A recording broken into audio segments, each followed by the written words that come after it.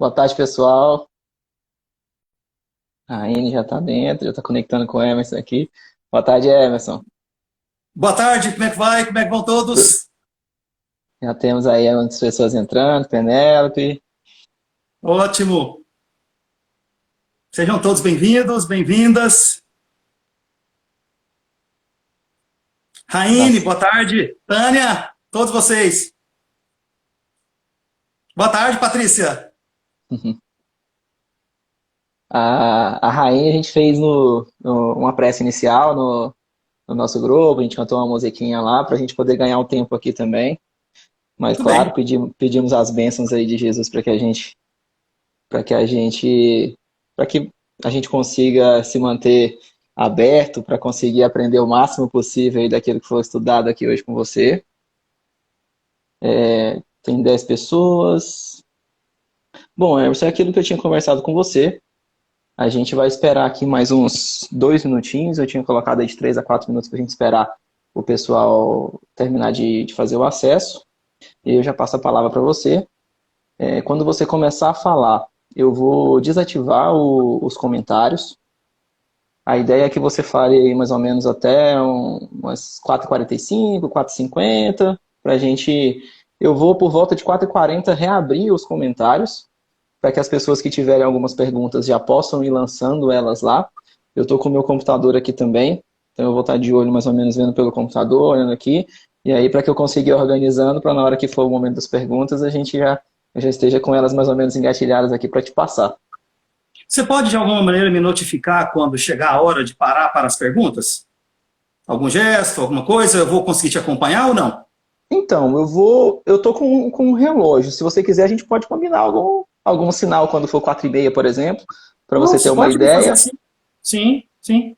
4h30, então, eu faço um sinal para você e faço um Ah, outro sinal também quando for 4h40. Que aí você certo, que é para encerrar não, 4h45. você já vai caminhando para o final. Se tiver que passar um pouquinho também, não tem problema. Você se Esse assunto, disponibilizou a ficar um pouquinho mais. esse assunto nosso, uma quarentena é uma criança, né? Ele vai dentro do tempo que for necessário, mas eu vou trabalhar dentro do tempo, tá certo. Bom, então as Então, ordens. Etel, seja bem-vinda. Dorinha, seja bem-vinda. Um monte de gente que eu também tenho o prazer de conhecer. legal.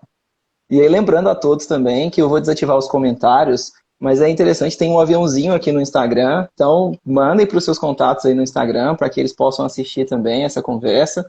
A gente vai deixar ela disponível na página, no perfil da MacLuz também, vai ficar disponível no Stories por 24 horas. Então, pode mandar, que quem não conseguir assistir agora, pode assistir depois também. A gente vai ter essa opção de fazer esse compartilhamento também. Bom, eu acho que a gente já pode começar. Então, passo a palavra aí para você, Emerson. Fique à vontade, eu vou ficar aqui, mas você assume aí. Tá bom. Um abraço. Queridos irmãos, queridas irmãs, muito boa tarde a todos. A prece inicial já foi proferida, conforme o nosso irmão aí nos instruiu. E o assunto que nos traz aqui hoje é o Apocalipse de João. Nós precisamos compreender o caráter dessa mensagem, dentro de tudo aquilo que já nos foi revelado. O que nós já podemos apreciar dessas profecias? Este é um livro profético. A Bíblia, eu quero lembrar aos senhores, não está dividida em ordem cronológica.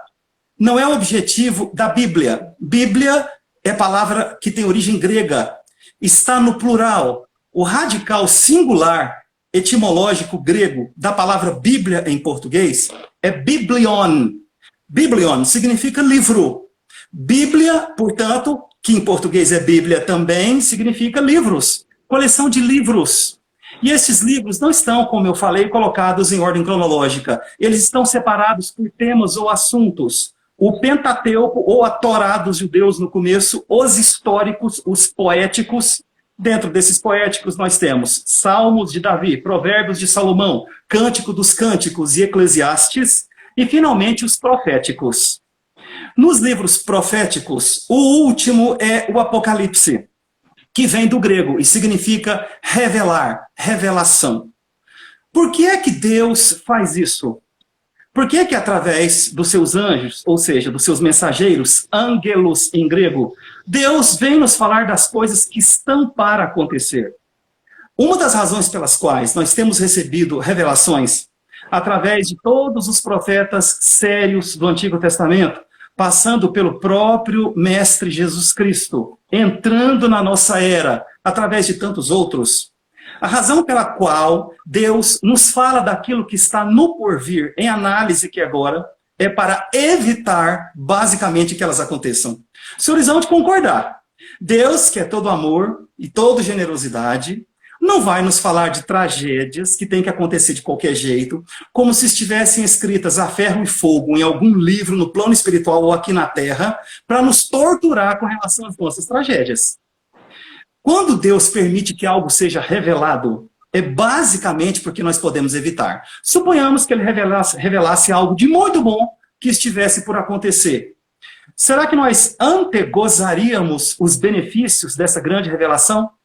Será que nós poderíamos, enfim, adquirir grandes vantagens em função de um bem que ainda não chegou, mas que está prometido no plano espiritual, escrito em algum livro místico, em algum lugar, nesta dimensão, em outra? Se é algo de bom, se é algo que tem que acontecer, não precisa entrar no caráter de uma profecia. Porque vai chegar de qualquer jeito, é bom que chegue, é algum benefício, é o produto do nosso trabalho correto, obedecendo o Cristo interno, que é a voz perfeita e pura da nossa consciência. Quando ele vem nos revelar algo, geralmente é algo de desagradável ou infeliz que nós devemos evitar. E é por isso que nos é passado, então, através daquele que consegue mediar a mensagem, ou seja, um médium dessas mensagens, para que nós tomemos conhecimento dos rumos que nós damos, ou para a nossa vida individual, ou para a nossa família com a qual temos afinidade, ou para com a coletividade inteira, de forma que nós possamos reavaliar nossa própria conduta, fazer uma releitura das nossas escolhas espirituais e, quem sabe, traçar outros caminhos. Alguém poderia dizer, mas não adianta, a civilização mostra que os profetas nos previnem, mas a humanidade cai nos precipícios das más escolhas, dos vícios, ou, numa palavra só, aqui centralizada, no serviço ao próprio ego personal. Então parece que é inútil. Determinado autor espiritual, que eu tenho estudado muito por ter grande afinidade com ele, que é o Ramatiz, nos ensina em determinada obra que pelo menos uma vez na história da civilização atual, esta civilização que tem no máximo 13 mil anos, é a civilização que está em análise, que quando nós falamos de profecias é para a civilização atual, é lógico. Pelo menos uma vez, uma profecia séria mudou os rumos de determinada civilização. Ela olhou a seriedade do que estava sendo prevenido pelos profetas da sua época, reviu a sua conduta, fez uma releitura dos rumos que estavam sendo trilhados e salvaram-se em função de um grande aviso que veio de planos superiores para lhes salvar. Então eles quiseram salvar-se com o caráter das profecias. Quando então nós vamos observar, logo no começo do Apocalipse, que é um texto seríssimo, entre os proféticos que eu citei, inclusive o último livro, fechando a Bíblia conhecida, nós vamos ver que existem palavras, todas elas carregadas de um simbolismo poderosíssimo, produto da mente, cheia de figuras de João Evangelista, que dão a entender que esses acontecimentos são inevitáveis e que rigorosamente nada se pode fazer, porque já estão escritos a ferro e fogo, como produto de uma espécie de condenação no céu, tendo em vista a iniquidade e o pecado dos homens. Mas não é isto. Vamos comparar, porque é a melhor maneira que nós temos de nos fazer compreendidos. Quase tudo no simbolismo da Bíblia é comparação. A palavra parábola, muito utilizada por Jesus, também vem do grego. É quase o mesmo termo em latim. Mas em grego é parabole radical. Em inglês, em português, parábola, que significa comparar. Colocar uma coisa do lado da outra. Por que o mestre comparava tanto? Ele explicou isso. Porque foi o próprio Jesus que ditou o Apocalipse para João. Ele explicou que os corações estavam endurecidos demais na sua época. E ele não podia falar com o povo, ou seja, com o vulgo, com os populares, na mesma linguagem de que ele se utilizava para os seus discípulos, mais ou menos 70, que o acompanhavam menos proximamente, e ao mesmo tempo mais se comparados com o vulgo, e com os apóstolos, e mesmo assim não os 12, de maneira mais direta e próxima, chegando ao ponto de explicar uma parábola, que era a parábola do semeador. Jesus sabia que ele tinha que adaptar a sua linguagem à receptividade para a graça do conhecimento de cada um, seja do ponto de vista coletivo, seja do ponto de vista individual. As coletividades começam quando é formada a família, que favorece os espíritos virem à luz da encarnação. Nossa família é a nossa primeira célula da sociedade, do ponto de vista do karma coletivo. Mas, quando nós falamos do bairro, o quarteirão primeiro, o bairro, a cidade, o estado, o país, o planeta, o sistema, a constelação, são karmas coletivos, dependendo do ponto de vista mais ou menos ascendente, como também formam organismos vivos e pulsantes nas sendas da evolução, da qual nós fazemos parte. Então, para nós, a linguagem é adaptada em função das nossas limitações, porque essas limitações de linguagem Jesus não as tinha. Imaginem vocês se Jesus fosse falar conosco na sua linguagem. Conforme a descrição de Ramatiz, Jesus é um dos mais sábios anjos do céu. Guardem essa palavra. Anjo, angelus, em grego, mensageiro. Jesus é espírito puríssimo, inimaginavelmente evoluído, e que habita agora num plano de indizível e inconcebível felicidade. E como ele disse para os fariseus, ninguém sobe ao céu, senão aquele que desceu do céu. Ou seja, ele é um habitante dos céus, da pura e perfeita consciência da sua natureza, ao ponto de dizer, eu e o Pai somos um, temos a mesma natureza. Jesus, então, desceu do céu não para fazer a sua vontade, mas a vontade daquele que o enviou. Como é que ele vai fazer a vontade daquele que o enviou, se ele for tentar conversar conosco na sua linguagem de anjo? Ele tem que adaptar essa linguagem à limitação do aluno, do discípulo, dicere em latim, aprendiz, aquele que aprende, nós. Certamente que ele conversou com cada um, fazendo uma leitura perfeita do seu mapa histórico evolutivo, e ele sabia a maneira correta de se expressar com as coletividades.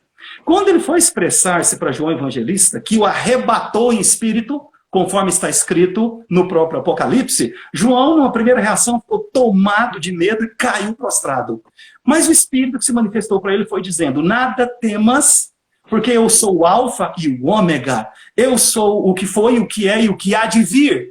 Ou seja, eu sou o tudo, e o tudo que está em todos é o que verdadeiramente tem autoridade para fazer uma leitura de todas as coisas. Um Espírito tão puro quanto Jesus não experimenta as mesmas limitações que nós experimentamos nesta experiência tridimensional que nós chamamos de encarnação. Uma delas é o tempo. E a compreensão da linearidade do tempo é muito importante, mesmo imprescindível, para desenvolver um alicerce sólido o suficiente para a compreensão e a decodificação dos símbolos das profecias do Apocalipse.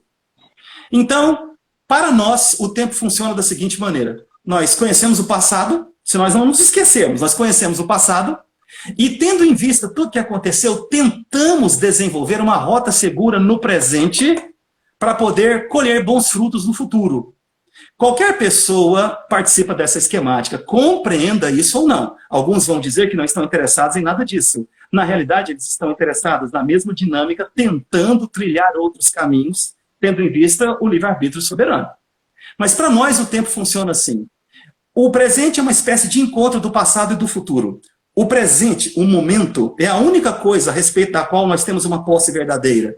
Nós só somos donos de verdade do momento. Nós fazemos do momento o que nós quisermos, tendo em vista o limite estrito de captação da nossa evolução. Consequentemente, a expansão do nosso livre-arbítrio. E para nós, nada nos é revelado do futuro. Então, como é que vem uma profecia para falar do futuro, se o futuro não está escrito? Isso, meus irmãos, é em função da limitação de compreensão que nós temos dentro dessa linearidade do tempo. Muito bem, os anjos não têm essa limitação. O que um anjo faz? Ele acessa presente, passado e futuro como se fosse tudo uma coisa só. Eu estou enfiando minhoca na cabeça de vocês? Eu não quero fazer isso. Eu estou apenas apresentando aqui algo que vai fazer vocês pensarem, porque é uma questão real, nas sendas da evolução, e todos nós haveremos de experimentar essa consciência na época certa. Mas um profeta recebe a revelação de um espírito que lhe é superior, porque este espírito acessa aquilo que um profeta não pode acessar. Então, a primeira coisa é a linearidade do tempo e as limitações de compreensão nossas com relação a ele, limitação essa que os anjos não têm. A segunda coisa é como funciona o processo mediúnico, portanto, o processo de intermediação entre os dois planos. Quando nós estamos encarnados, todos os nossos sentidos espirituais são cerceados. Isso é ruim? Não, de maneira alguma. Por que não é ruim? Porque esse cerceamento é projeto evolutivo e didático para nos favorecer resolver os problemas mais urgentes da nossa evolução. A encarnação é como se fosse o cumprimento de um ano letivo. Não adianta se ocupar de mais do que ainda não vem, que é do próximo ano. Não adianta se apegar ao que já passou. Você pode, como deve, se beneficiar do conhecimento e da experiência que adquiriu. Mas a encarnação é mais um ano letivo na escola do planeta Terra. Ou também mais um período no hospital, se os senhores preferirem interpretar assim. Todo hospital é uma escola. Toda escola, de alguma forma, é também um hospital. Tudo é para instruir, para educar e para libertar, vai depender da necessidade de cada um. Então, como é que um profeta pode intermediar o que vem de um plano que lhe é superior? Vamos dizer que o plano astral não é tridimensional, como é o nosso plano na encarnação, plano de uma matéria densa. Se ele é quadridimensional, ou se ele tem 5 dimensões, como alguns dizem, naturalmente eles estão acessando a plenitude dos seus sentidos que o corpo físico não pode acessar. O nosso cérebro não produz a mente. Ele é uma máquina biológica engenhosa que foi desenhada para a sua expressão na encarnação.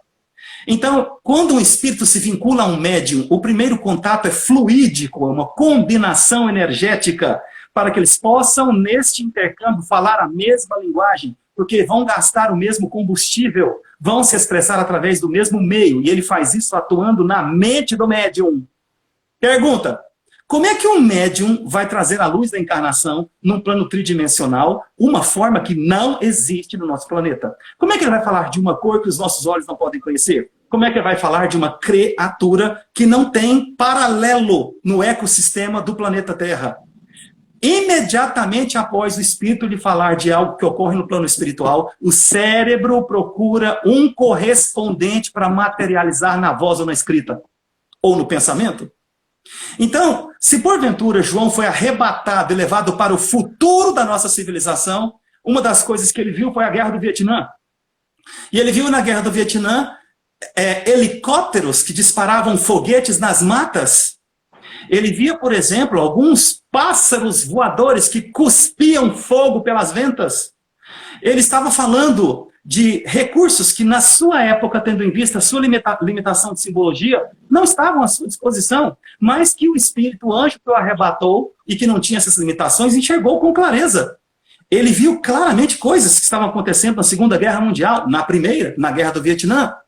Ele viu muitas questões relacionadas à religião dogmática respeitável, catolicismo, e falou sobre elas em toda uma simbologia que nos interessa compreender. Um médium, portanto, é alguém que está no meio. Não é daqui para lá, porque isso não tem sentido. Como é que o menor vai ensinar alguma coisa para o maior? Como é que quem tem menos recursos vai ajudar quem tem mais recursos? Nós precisamos e devemos receber deles que podem mais do que nós. Compreendem, inclusive, nosso passado espiritual, enxergam os rumos da nossa civilização. E essa dinâmica de intermediação entre os dois planos é imprescindível para se compreender bem o Apocalipse. Porque o Apocalipse não é para prenunciar tragédias, é para preveni-las. E o homem sábio toma conhecimento destas coisas, revê a própria conduta e se pergunta, no mínimo, o seguinte: mas o que eu estou fazendo da minha própria vida? Será que eu estou participando de todos os eventos e acontecimentos que vão eclodir naquele momento em que a tragédia acontece? Que para nós é apenas lei de destruição, é preparo para o progresso e aceleração da marcha evolutiva da humanidade? Será que eu sou apenas um junco oscilando ao vento? Será que eu sou só mais um nadando no sentido da correnteza? E claramente nesse nosso planeta, nadar no sentido da correnteza é quase sempre exatamente o contrário daquilo que nos seria conveniente do ponto de vista evolutivo e real. Quanta coisa, disse o Cristo em Paulo de Tarso, quanta coisa eu posso, ou seja, meu livre-arbítrio alcança, mas quão pouca coisa me é conveniente. Ou seja, porque eu posso, devo fazer, justamente porque eu tanto posso melhor escolher. As profecias têm sido interpretadas de maneira equivocada porque as pessoas não têm solidez psicológica, não têm educação espiritual, não têm a instrução devida e não têm contextualização histórica para bem se situar. A contextualização histórica é extremamente importante, porque João se expressou nos símbolos que ele conhecia da religião de então, como também da sua realidade cultural na encarnação como João Evangelista. Olha só como é que começa o Apocalipse. Revelação de Jesus Cristo, a qual Deus lhe deu, para mostrar aos seus servos as coisas que brevemente devem acontecer. E pelo seu anjo as enviou, e as notificou a João, seu servo. O que nós temos aqui? Nós temos um texto seríssimo na parte das profecias, em que o próprio Jesus escolheu o seu discípulo bem-amado para nos revelar coisas a respeito do fechamento do ciclo evolutivo desta civilização. O que ele está falando? De coisas que devem acontecer. O que deve acontecer? Deve haver uma renovação de ciclos. Deve haver uma separação do joio e do trigo. Quando ele diz que o anjo as enviou, ele está falando que Deus enviou um mensageiro para que João Evangelista tomasse conhecimento. E ele diz que elas foram notificadas a João, seu servo, ou seja, servo de Jesus. Quando ele diz a qual Deus lhe deu, ele deu essas revelações ao Cristo em Jesus. E o Cristo em Jesus é um espírito puríssimo. Portanto, esse texto é seríssimo. Ele tem que ser bem compreendido, porque é um texto da pura perfeição do Cristo cosmológico ou do Cristo cósmico universal. Nós sabemos que o Cristo interno de Jesus era um Cristo que encontrou na antena de captação do Divino Mestre a pura e perfeita fidelidade para com a vontade de Deus. Então vocês imaginem Jesus ditando coisas que devem acontecer para seu discípulo bem-amado, que era médium. Qual foi a circunstância em que ele recebeu o Apocalipse? O imperador Diocleciano, que já tinha todo um conjunto de reservas com relação aos judeus, e já havia começado, ainda que não de maneira tão oficial, vamos dizer assim, e recrudescente, o que viria um pouco tempo depois, a perseguição aos cristãos, estava incomodadíssimo com a pregação de João, porque falava da palavra de Deus, que está escrito no Apocalipse, e do testemunho de Jesus Cristo. E Diocleciano percebeu que mandar matar aquele homem naquela época ia ficar muito ruim para ele, porque o povo estava tomado de fascínio por aquele profeta, que havia conhecido Jesus pessoalmente, que era o seu discípulo bem-amado, que nunca, jamais o havia abandonado, e que era o mais jovem dos 12, e que pregava de tal maneira que o povo queria saber de que se tratava, quem era Jesus e o que estava acontecendo. Ele pensou e chegou à conclusão de que matar não era interessante. Como os outros apóstolos, muitos, quase todos, foram supliciados, conheceram o suplício. Então ele teve a seguinte ideia: vou mandar esse indivíduo para os confins da terra conhecida. Eu vou mandar ele para o pior lugar que se pode conceber na superfície da terra, porque eles conheciam apenas uma parte muito pequena do que seria o globo terrestre. Então ele lembrou de uma ilha grega que era resultado de formação vulcânica, acúmulo de magma pastoso. A água era intragável, não crescia praticamente nada, não tinha recurso quase nenhum, e lá tinha uma prisão. Então Diocleciano deu ordem para que ele fosse enviado para a prisão para morrer de maus tratos. Ele pensava o seguinte: esse homem vai para o inferno. Então lá no inferno, que é essa ilha grega de Patmos, ele não vai querer viver mais, vai parar de encher a paciência, na visão dele, e vai desistir de fazer essa pregação, e nós vamos ficar livres desse homem, e eu não vou perder prestígio político por ter... Esses imperadores, muitos deles, eram extremamente obsediados, como a literatura espírita séria tem indicado, e esse aí não era exceção.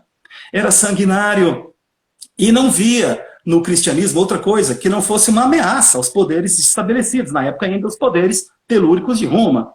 Estava longe ainda, faltavam alguns séculos para que ela, um pouquinho mais que 2 séculos, para que ela se transformasse na religião oficial de Constantino. Mas eles não tinham a menor ideia de que o paraíso não era uma questão de lugar, então também o inferno não é. A maioria dos espíritas acham que o umbral é um lugar. Então ele pensa o seguinte: o dia que eu desencarnar, eu pergunto para o meu mentor: mentor, onde é que é o umbral? E o mentor vai perguntar: o que é isso, meu filho? Para que você quer saber disso? Acabou de desencarnar. Ele: não, eu quero saber. Onde é que é o umbral?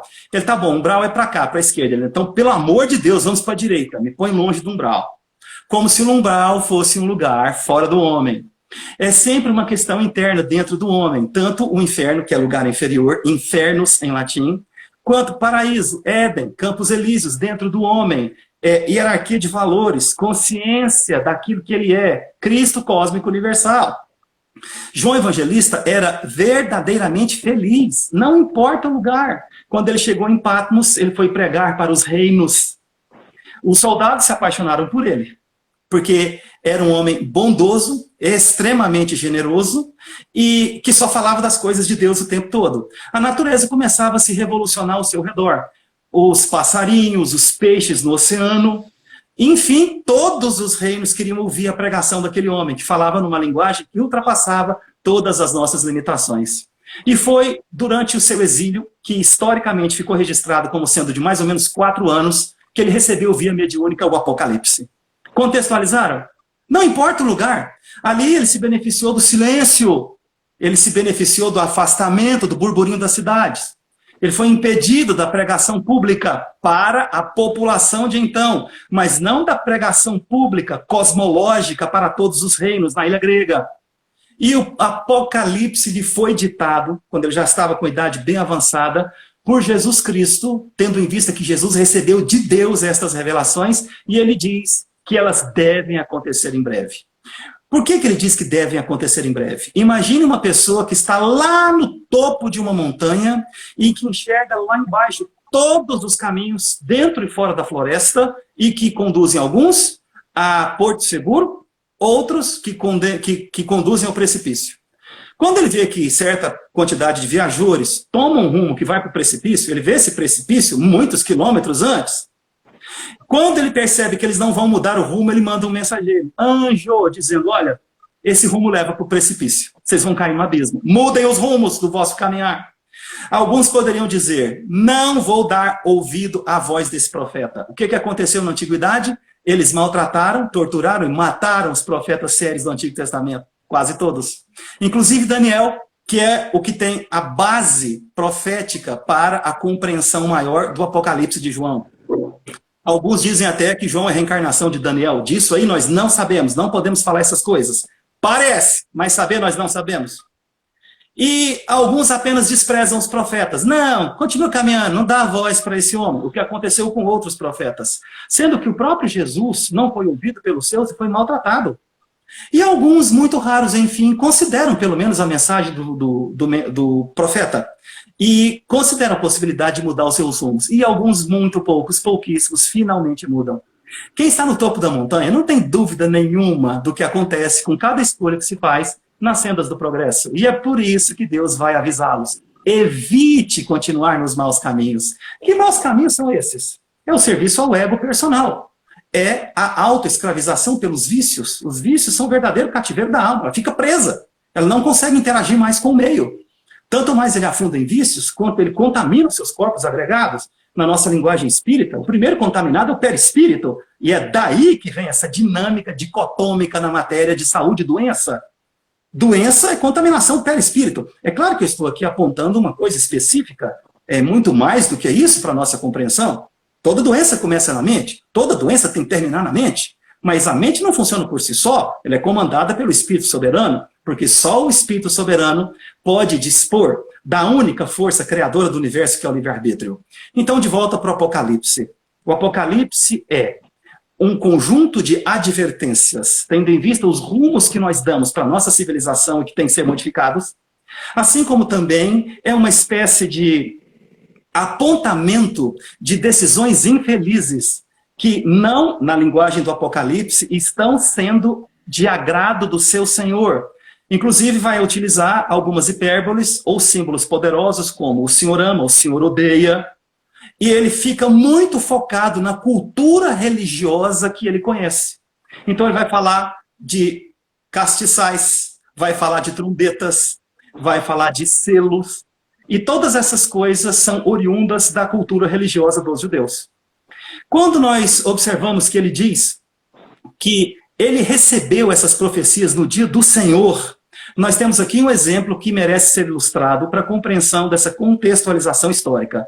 Se alguém lê rapidamente e ouve no Espírito que ele foi arrebatado no dia do Senhor, Alguém vai pensar, não, ele está dizendo que é um dia sagrado, porque ele foi arrebatado, ou foi o dia que Deus escolheu, mas ele está se referindo à cultura dos judeus. Os judeus, naquela época, tinham 3 festas oficiais. A Páscoa, o Pentecostes e a festa das tendas, ou Yom Kippur. O Yom Kippur é uma espécie de dia do juízo. Resumidamente, no Yom Kippur, que era considerado o dia do Senhor, as pessoas paravam para poder escrever todos os pecados que haviam cometido no ano inteiro até aquele dia. E elas tinham que registrar tudo isso e confessar os seus pecados para que fosse renovado o ciclo da vida na terra no livro da vida. Então, se fosse escrito de novo no livro da vida o nome da pessoa que confessou os seus pecados, no Yom Kippur, no dia do juízo, ele receberia mais um ano. Olha que glória! Na cultura dos judeus, o dia do Senhor é o dia do Yom Kippur, o dia do juízo, que é um juízo individual. Portanto, quando ele diz dia do Senhor, ele está se referindo à cultura dos judeus. Mas a parábola claramente dá a entender que o símbolo material é o Yom Kippur. Mas o simbolizado metafísico aqui em análise é a renovação do ciclo evolutivo da Terra. Porque tem que ser separado o joio do trigo. Naquela época, tinha que ser separado o joio do trigo material, das plantações e das colheitas. Agora, o joio aqui representa todos aqueles que obstam ao progresso do planeta, porque o Espiritismo está reservado o papel de fazer a Terra ascender na hierarquia dos mundos, e estes se fazem joio. O joio precisa ser verdadeiramente identificado para não contaminar a plantação, e ele não pode ser arrancado antes, vocês se lembram? Porque as raízes se entrelaçam no seio da terra. Se alguém retirar o joio antes, ele mata também o trigo. É necessário que cresçam primeiro, é necessário que apareçam. E nesse dia de juízo haverá a ceifa. Portanto, haverá uma separação clara que coloque os que estão à esquerda do Cristo e à direita do Cristo. Aqui, quando eu digo esquerda, pelo amor de Deus, estou falando de direção, não estou falando de partido político, de nada dessas porcarias mundanas. Me perdoem, hein? À esquerda do Cristo, o joio, à direita do Cristo, o trigo. Porque somente depois que fica evidente que pode ser separado. É exatamente o que está acontecendo agora. Inclusive, nós já tivemos o primeiro ceifador, que é esse vírus, que foi muito atenuado pela espiritualidade superior, para que nós tenhamos uma moratória voltando para as nossas casas e para as nossas famílias, para rever a nossa conduta. Quando nós observamos que ele diz dia do Senhor, nós precisamos tomar muito cuidado, porque todo o Apocalipse está carregado desses símbolos. De onde ele tirou esses símbolos? Da realidade que ele conhecia. Ele não pode falar na mesma linguagem de Jesus. A linguagem de Jesus é uma linguagem que é condizente com a sua incrível evolução espiritual. Jesus disse para ele os acontecimentos da Terra, mas ele tinha um problema. Cadê os símbolos? Cadê a bomba atômica? Cadê o helicóptero? Cadê o agente laranja? Cadê navio? Eles tinham alguns navios romanos. Já tinham alguma espécie de circunnavegação. Mas navio militar, porta-aviões, ele viu todas essas coisas. Ele disse tudo que estava por acontecer. E outras que ainda não aconteceram. Então ele codificou nos símbolos que ele então tinha à sua disposição. Esses símbolos comumente eram retirados lá do profeta Daniel, como também do período intertestamentário. Isso aqui para os senhores compreenderem. O período intertestamentário são aqueles mais ou menos 300 anos entre o nascimento de Jesus e no término do Antigo Testamento. Porque tudo no Antigo Testamento dá sentido à vida de Jesus. O Antigo Testamento é para explicar e mostrar e para preparar a vinda de Jesus. Quando Jesus veio, pronto. É a eclosão de tudo aquilo que os profetas prepararam. Tanto é que o próprio Jesus, que não coube na história, dividiu entre antes e depois do Cristo nele. Antes e depois de Jesus Cristo. Quando nós entendemos que precisamos decodificar esses símbolos, nós temos que buscar a fonte. A fonte está na mente de João Evangelista, naquela encarnação de onde ele só poderia tirar os símbolos correspondentes da ritualística dos judeus na sinagoga de Israel, na herança do povo hebreu, principalmente na migração pelo deserto, que durou, como vocês sabem, 40 anos, e de onde vem toda essa comparação da qual ele se utiliza para falar dessa revelação de Jesus Cristo. A maioria das pessoas vê no Apocalipse um conjunto de tragédias e elas ficam aterrorizadas com essas revelações, porque elas não sabem nem o propósito e nem o caráter, e não conseguem fazer uma interpretação devida. O Apocalipse não é para assustar ninguém. O Apocalipse é um gesto de amor. Ele mostra que Deus nunca vai descuidar de nós. E nós podemos modificar os rumos da nossa evolução a hora que nós quisermos, porque nós só precisamos do momento para isso. Vocês lembram de um médium? Eu não sei se vocês conhecem, talvez vocês não conheçam, mas eu lembro de um médium que diz que nós não podemos reescrever o passado, mas nós podemos fazer um novo fim. Vocês ouviram falar em algum médium, talvez não seja muito conhecido, que nos ensinou exatamente essas coisas? Por que você vai se apegar ao passado? Também não vai se apegar ao futuro. Escreva um novo fim. Se não fosse possível modificar essas coisas, elas, em hipótese alguma, nos teriam sido reveladas. O caráter dessas revelações é educativo, ela previne e ela também fala sistematicamente dos erros humanos e do fechamento do ciclo evolutivo. O fechamento do ciclo evolutivo é coisa de espiritismo, porque o espiritismo, tendo em vista a faculdade mediúnica e as mensagens que vêm do plano espiritual superior, mostram para nós com clareza o que está acontecendo. Nós já temos a aurora do mundo de regeneração no horizonte. Até então, o que nós tínhamos, antes do espiritismo, era uma promessa nas trevas, na nossa própria escuridão, símbolo da nossa ignorância. Lembram-se que no século XIX o materialismo tinha se disseminado pela Europa, e junto com o materialismo vem pessimismo, vem existencialismo, vem tudo que é ismo que não presta. Então, foi no meio dessa recrudescente ignorância religiosa que veio a terceira revelação. A revelação aqui é tomada pela sua etimologia latina. Revelar. Do latim, revelare, significa retirar o véu. Se nós entendemos, então, que o Apocalipse é uma revelação de Jesus Cristo, a qual Deus lhe deu, necessariamente nós temos que admitir que já estava lá. Ele vai retirar o véu para mostrar o que já estava lá e permanecia obscurecido pela superposição do véu com relação a esses acontecimentos. Então, quando ele revela, ele traz a luz, ele coloca acessível ao conhecimento humano. E o Espiritismo é uma revelação dos espíritos superiores para nós. O que eles nos falam a respeito desses acontecimentos?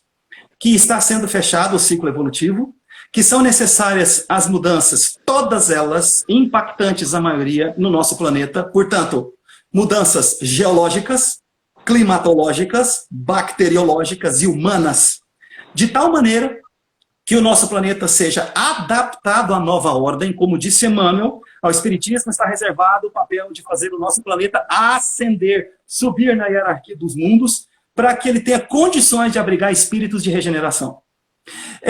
Alguns detalhes do nosso planeta dão claramente a entender por que até então ele foi de provas e expiações. Uma delas é a inclinação do eixo, 23 graus e 30 minutos. É muita inclinação do ponto de vista astrofísico, não sei se vocês pararam para pensar nisso. Quais são as consequências de um eixo assim tão inclinado? Nós temos instabilidade. Instabilidade é a grande palavra. Instabilidade geológica, terremotos, furacões, tsunamis, tudo isso. Tormentas de toda espécie. Bacteriológicas, a mudança das estações do ano. Tanto despertam quanto adormecem vírus, bactérias, fungos, tudo isso. E, consequentemente, vem para cá encarnar-se espíritos instáveis, principalmente no corpo emocional. Espíritos que são educados e mestres de si mesmos não são espíritos de provas e expiações. Para que eixo torto no planeta, se não para abrigar espírito torto na evolução? Eles têm que endireitar-se. E como agora nós precisamos entrar na regeneração, estamos em franco processo de transição, uma das coisas que tem que ser corrigidas é o eixo da Terra. O que vocês acham de um planeta que tem 23 graus e 30 minutos de inclinação, que passa para um eixo justo e perfeito, ou seja, zero de inclinação? Nós temos uma mudança na superfície geológica do planeta. E essas coisas têm que acontecer na época certa. Como isso já começou, nós já estamos experimentando os seus efeitos. Ninguém tem que se preocupar com as mudanças materiais fora de si mesmas, mas tem que cuidar da sua fortaleza moral interior para poder, com sabedoria e com equilíbrio e com serenidade, atravessar todas essas coisas. No plano espiritual nos dizem claramente que nós somos, no mínimo, espíritos muito corajosos na encarnação. Sabem por quê? Porque disseram para nós, olha, você quer encarnar agora? Você sabe o que está para acontecer nas décadas futuras? Não nos séculos futuros, porque nós não temos séculos, não temos nem década. Nós temos pouco tempo. Vocês vão ter que enfrentar isso, vão enfrentar aquilo. Você quer? A maioria não quis vir. Preferiu ficar nas colônias. Preferiu aguardar um tempo posterior de melhor estabilidade. Os que quiseram vir são aqueles que não têm tempo a perder e sabiam, porque foram avisados. Agora nós não lembramos, mas permitam-se um pouquinho de reclusão meditativa e vocês vão ler estas coisas em vós mesmos, na consciência. Ela vai dizer, olha, realmente, se eu estou aqui, é porque eu aceitei, é porque a encarnação me foi oferecida, eu posso melhorar, eu posso participar, e que eu não piore a situação do planeta, portanto. Essas mudanças são absolutamente imprescindíveis e não há nada que se possa frear na marcha do progresso. O que nós podemos fazer? Nós podemos ajudar, nós podemos melhorar a nossa própria condição. E as profecias do Apocalipse, todas elas, têm por bem nos prevenir, na medida em que eles nos lembram que haverá uma ceifa, haverá uma separação do joio e do trigo. Lá estão os seus detalhes e os seus pormenores. E eu pergunto a todos os senhores, vocês são joio na plantação ou são trigo de Deus? Parece que agora nós vamos abrir para... Pode continuar. Hã? Pode continuar mais um pouquinho. São 16h40 agora. É que eu vi começar a passar umas coisas aqui e eu pensei que o senhor tinha liberado aí. Mas está tudo bem. Vocês querem ser o quê? Joio? Daqui a pouco eu vou liberar, as pessoas vão fazer perguntas, mas você pode continuar que eu vou selecionando as perguntas aqui, tá? Mesmo eu liberando, você pode continuar. Tá, mas me avise aqui para eu saber a hora que, né? Para mim não atropelar os irmãos aqui, para não pegar o tempo deles de comentarem e de fazer perguntas. A minha preocupação é essa. Bom, eu pergunto a todos vocês, nesse momento em que agora nós estamos todos constrangidos ao lar, eu não vejo isso como constrangimento. Para mim, isso é a mão de Deus nos abençoando e nos conduzindo. Os Espíritos nos têm informado, nós sabemos isso de fonte séria, que naturalmente, espontaneamente, vamos dizer assim, o que deveria nos acontecer era muito pior do que coronavírus. E o próprio coronavírus foi enormemente atenuado nos seus efeitos. Os Espíritos nos dizem que eles evitaram uma guerra nuclear, porque também nos dizem que não será mais permitido que se dispare bomba nuclear no planeta. Não será permitido por uma série de fatores que agora não dá tempo de eu explicar. Então, ao invés de uma guerra nuclear, ou seja, o primeiro infeliz que fosse disparar a bomba, e aí cada um fosse querer disparar a sua, revidar, essas coisas todas que iam comprometer enormemente a evolução no planeta, e junto da decisão infeliz de se produzir em laboratório um vírus que é artificial, eles colocaram o bem. Qual é o bem? Então cada um volta para sua casa, participa de uma quarentena, experimenta uma reclusão e vai ver o que estava fazendo da sua vida. Vocês que são espíritas, ou seja, espíritos educados, harmonizados, não é isso? Harmoniosos, equilibrados, exemplares, não é isso? Que nós somos do espiritismo. Nós não estranhamos muito essa quarentena, porque nós já somos ligados à família. Nós não somos desconectados da família. Mas a maioria das pessoas têm vivido desconectadas, não só da família, como de Deus, perderam o endereço de Deus, e vivem só para acumular bens materiais, para ter sucesso social, sucesso profissional, em detrimento da sua vida pessoal. Então ele coloca o carro na frente dos bois e trava o seu progresso. De que adianta ele ter todo o sucesso material possível e ser reconhecido como super eficiente, até mesmo exemplar na sua profissão, e viver mal nas suas relações? Viver mal com a família, o pai, a mãe, os irmãos, a sogra, e não ter condição de harmonizar-se primeiro com a célula máter da sociedade, que é a família. O que nós estamos vendo, e não é de se estranhar, é uma corrente aí, que eu não vou citar, apenas estou citando a ideia, que quer destruir a família de qualquer jeito, porque ela sabe, se eu destruir a família, eu destruo a sociedade, e é um plano de destruição, do qual nós temos que nos prevenir, porque para qualquer ideia virtuosa que nós tivermos, a família é a base. E essas pessoas estavam vivendo só para a matéria, só para acumular porcarias, porque tudo que é material é, na melhor das hipóteses, uma porcaria necessária e suportável. O verdadeiro tesouro não é isso que nós acumulamos fora de nós mesmos. De repente, essas pessoas voltaram para casa e descobriram: meus parentes são estranhos, meus pais são estranhos, meus irmãos são estranhos. Porque não desenvolveu relação com eles, e agora é obrigado, no mínimo, a rever a própria conduta. Revendo a própria conduta, tem que fazer uma análise da própria vida. E isso faz parte da profecia apocalíptica que aponta para a separação do joio e do trigo. Por que que isso então foi atenuado? Para evitar um mal muito maior, é lógico, mas também para que nós tivéssemos uma moratória na transição, porque isso é fenômeno da transição. Que moratória é essa? Reavaliar a própria conduta, reavaliar o que verdadeiramente tem sentido, valor e importância na encarnação. Afinal de contas, eu vim aqui para quê? Eu estou fazendo o que da minha vida? E aguardar um segundo momento. Então aqui eu não vou assustar ninguém, que meu objetivo não é esse. Lógico, mas ao mesmo tempo eu preciso dizer a verdade nos seguintes termos. Não tenho dúvida nenhuma de que vem um segundo momento. E ele não demora e vai ser muito mais difícil. Agora, como cada um vai reagir, é isso que faz toda a diferença. Por que desesperar-se? Por que desequilibrar-se? Nós sabemos que esse micro-organismo, no plano que lhe é próprio, ou seja, na sua dimensão correspondente, coronavírus, não é inimigo da humanidade. Ele é um micro-organismo que participa da evolução, executando as suas funções, as funções para as quais biologicamente ele foi programado, o vírus. Do que ele se alimenta? Daquilo que para ele é alimento, daquilo que faz sentido para ele, daquilo que ele identifica como sendo energia própria. Então, o vírus apenas se desenvolve num ambiente que lhe é próprio, e este ambiente próprio é geralmente o de uma pessoa cujo sistema imunológico está deprimido. Se o vírus não receber o devido alimento, ele não se desenvolve e a tendência é ele morrer de inanição. O que eu quero dizer? Que o principal combustível desse vírus, que é o que nos está sendo enfiado goela abaixo pela mídia tradicional, é o medo, a tristeza e a frustração. E aí, vocês se identificaram com algum deles nesta fase? O medo é o principal alimento desse vírus, porque é energia densa, gravitacionalmente pesada, que entra na faixa de alimentação dele. Aí o que ele faz? Ele se alimenta, se multiplica e se fortalece. Não foi explicado para nós um certo detalhe. No norte da Itália, na Lombardia especificamente, de onde mais ou menos eu tenho descendência, porque de parte de pai, eles vêm de uma outra província, Vale d'Aosta, que é lá pertinho no norte da Itália. O vovô facilmente passa de 90 anos. Isso aí todo mundo sabe. Mas o que não falaram é que eles fumam, que não é brincadeira. Isso aí ninguém fala. Eu não estou fazendo crítica negativa do comportamento alheio, tanto é que eu não estou lembrando de ninguém. Estou citando para vocês um fato que vai fazer os senhores pensarem.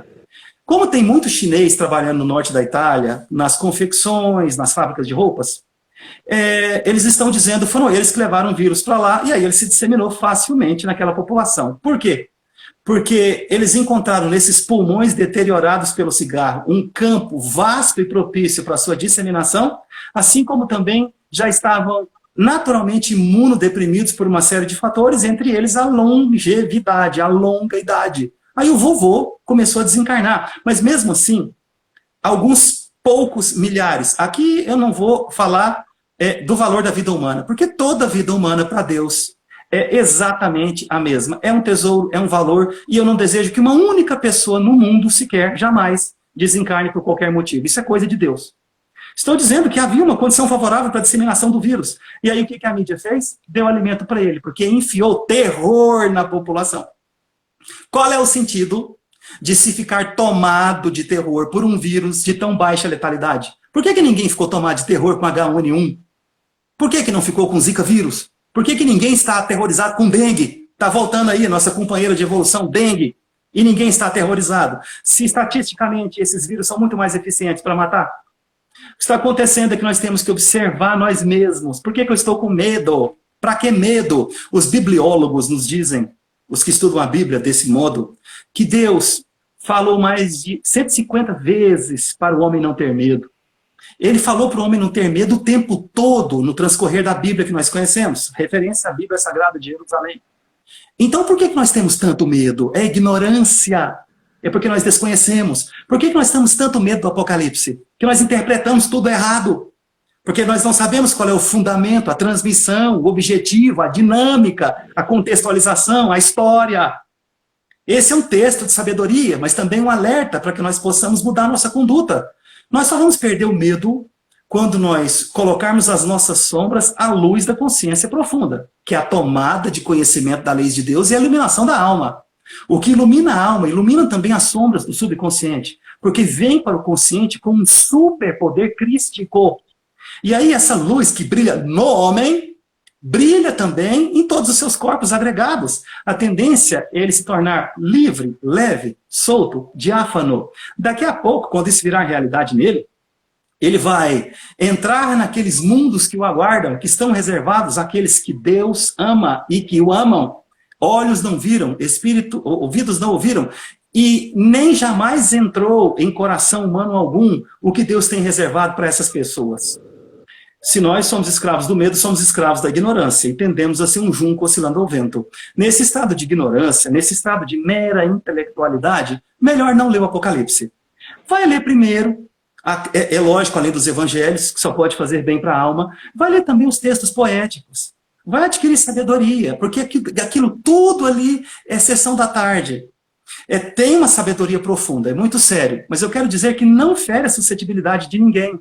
Se não for devidamente processado o Apocalipse, ele vai produzir algum tipo de perturbação. Não porque seja um texto perturbador, mas porque a maioria dos leitores já se fazem muito facilmente perturbáveis. Não é o texto do Apocalipse, qualquer coisa que você disser para eles já perdem o equilíbrio. Eles não sabem ainda onde é que está o seu eixo, não conseguem se posicionar de maneira sólida com relação às dificuldades humanas. Nós estamos encarnados num planeta de provas e expiações. O que é planeta de provas e expiações? Planeta de problemas.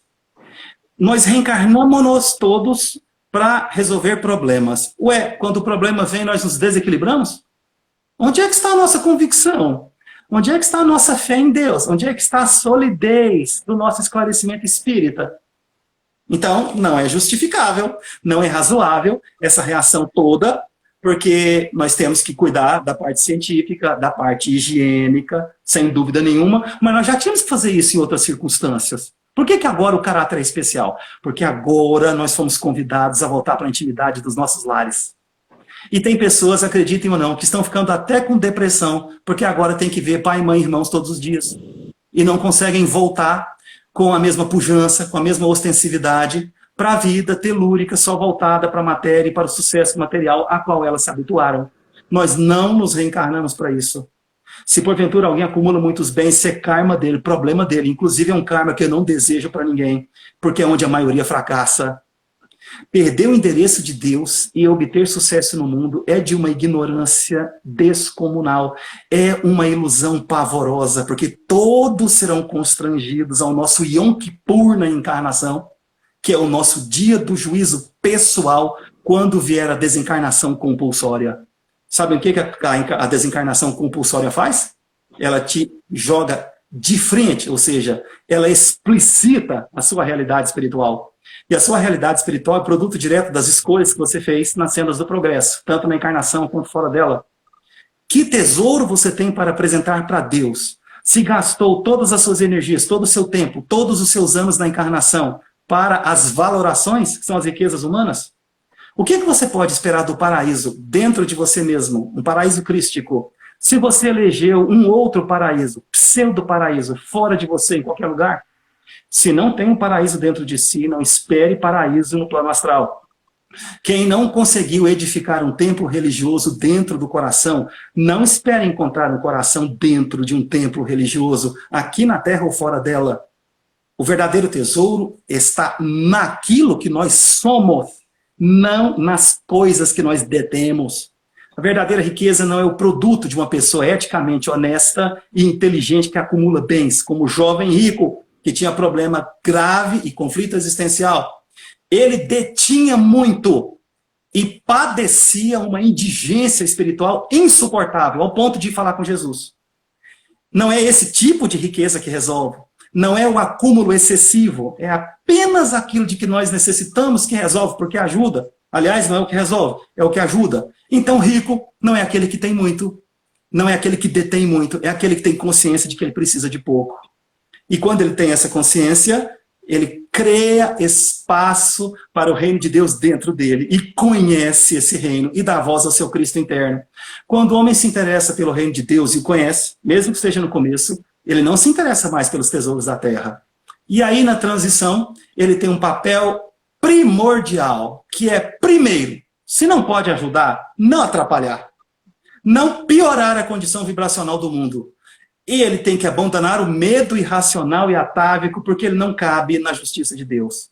No reino de Deus, ninguém colhe aquilo que não plantou. Na regeneração, fora dela, no plano astral, na encarnação, nessa dimensão ou em outra, é a dinâmica geral de funcionamento do universo. Plantou, tem que colher.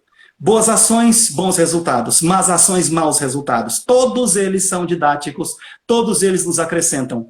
Se nós formos funcionar como um junco oscilando ao vento nesta fase de regeneração, como é que vai ficar cada um de nós quando vier a ceifa que o Apocalipse aponta?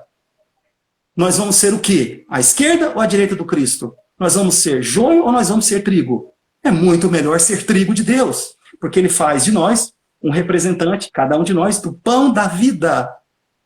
O pão da vida é o cidadão da regeneração. E vamos falar rapidamente, então, depois da transição, na regeneração. Pode? Tem tempo? A gente tem 5 minutinhos para a live encerrar, mas vamos... Eu acho que a gente vai começar outra, como você já tinha me sinalizado que seria possível. A gente começa outra para você seguir nesse comentário. A tia Clecilda, ela tinha feito uma pergunta se foi apenas Jesus que ditou os textos apocalípticos para João. Claramente, ele aponta que sim. E qual seria o sentido de mais de um anjo?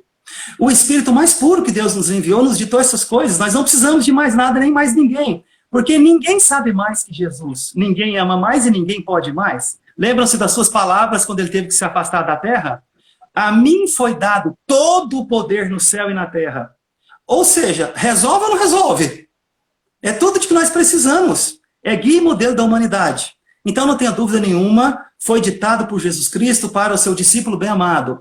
Mas o discípulo bem-amado não tinha aquela faculdade mediúnica tão desenvolvida só naquela encarnação. Nunca é assim, meus irmãos. Ele foi um dos mais sérios profetas do Antigo Testamento. Ele continuou reencarnando. Uma das encarnações que nós conhecemos é São Francisco de Assis. Espírito puro, estrela de outra constelação. Espírito destinado a deixar um traço de união entre todos os seres vivos e todas as instituições políticas e religiosas. Então, era um médium de excelência e o Espírito puríssimo de Deus na figura de Jesus, que deu voz ao Cristo cósmico universal. Não tenha dúvida nenhuma com relação a isso. Como é que alguém mais vai falar se o que mais sabe já estava falando? Não tem sentido nenhum. Ou fala o que sabe menos, ou fala o que sabe mais. Veio quem sabe, vamos dizer assim, tudo, entre aspas. Porque o conhecimento absoluto é só o Pai. Mas Jesus participava de tudo que Deus é. Não havia nada que Jesus não soubesse. Então, relativamente, nós podemos dizer, Jesus sabe tudo. Porque não há nada que ele precise saber que ele não descubra. Vocês compreendem? Foi ditado por Jesus Cristo. Bom, eu vou falar rapidamente sobre o mundo de regeneração, que é o resultado do Apocalipse, antes de cair a live. Aí nós voltamos, é isso? Isso. Tá bom. Meus irmãos, o mundo de regeneração é o paraíso na Terra. Esse paraíso é relativo. E é bom que cada um compreenda. Para mim, para o Emerson, por que eu digo isso de mim? Porque eu vou dar minha opinião para vocês terem a opinião de vocês e vocês tirarem suas conclusões. Para mim, a Terra já é o paraíso. Sofre nela quem não tem juízo. O nosso mundo é belo, frágil. Tem uma película azulzinha de proteção e de retenção dos gases, entre eles o nosso oxigênio, que para nós é vital. É extremamente generoso nos seus recursos, porque é comumente agredido e, ao invés de se revoltar, tenta renovar-se para nos atender nas nossas necessidades. É harmonioso, é belo, é um reflexo, aqui, tanto quanto possível, da obra de Deus, que é belíssima e tende a expressar a pura pureza e perfeição do Pai, que é Deus.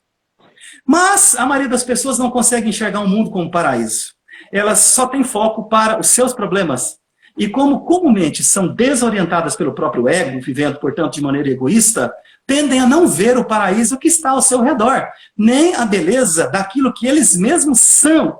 Se não houver beleza nos nossos olhos, não há beleza que se possa captar na criação.